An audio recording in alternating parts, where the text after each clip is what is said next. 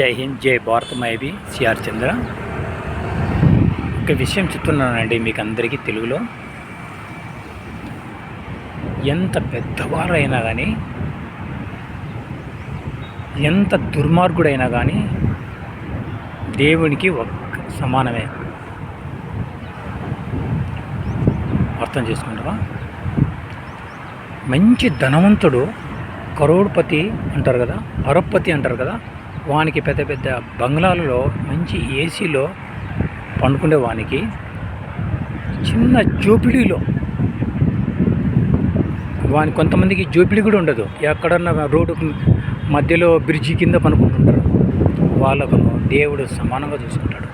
ఎప్పుడు తెలుసు కదా మీకు అందరికీ. ఎప్పుడంటే అంతిం, వాడు చనిపోయిన తర్వాత, నువ్వు చనిపోయిన తర్వాత ఇద్దరికి సమానంగా ఇస్తాడు దేవుడు. 3/6 అండి మన స్థలము, అంతకంటే ఏంది లేదు. 3/6లో మన బంగ్లా, అది పర్మనెంట్ బంగ్లా మంది.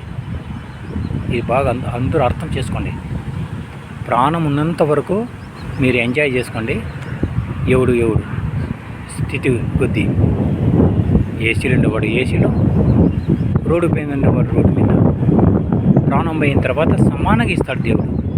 వానికంతే నీకంతే. తెలిసినా?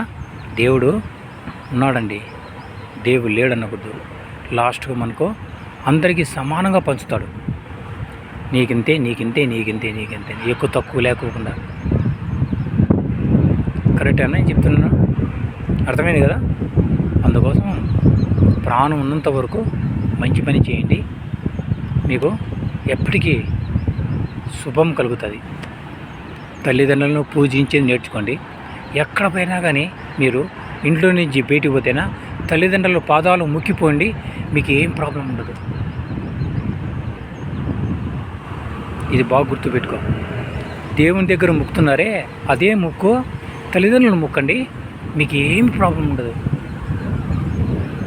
ఇది కరెక్టే దోస్తు.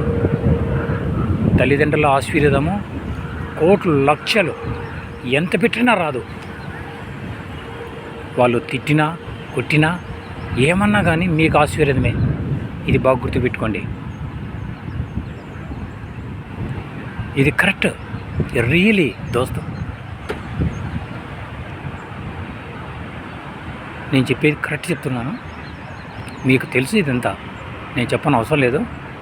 నేను కూడా పెద్ద పండితేం కాదు, నార్మల్ 10th క్లాస్ పాస్ అయినాను అంతేనే, కానీ నాకేమంత జ్ఞానం లేదు. కానీ తల్లిదండ్రులను పూజించే వాళ్ళకు ఎప్పటికీ వాళ్ళకి ఏ ఆపదలు ఉండవు, అన్ని సౌకర్యాలు జరుగుతాయి. ఇప్పుడు ఇది కరెక్ట్ చెప్తున్నాను. జై హింద్, జై భారత్. ఇంతకంటే ఎక్కువ చెప్పలేను నేను.